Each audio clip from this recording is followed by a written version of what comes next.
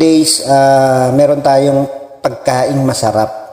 So, masustansyang pagkain. Tulingan, fried tulingan, talong, tapos okra, sitaw, tapos isasawsaw natin sa kamatis na may bagoong halubaybay. O, di ba? Masarap. Di ba? Sarap yarn.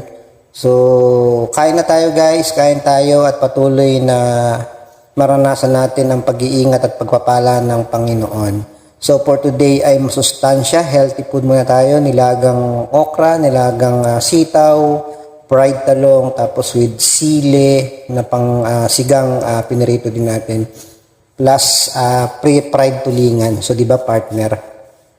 So amazing day sa bawat isa. So kaya mga guys, no, enjoy lang natin ng life natin, especially tayo mga OFW. So shout out pala sa lahat ng OFW out there. Yan, kape tayo. Yan, sarap.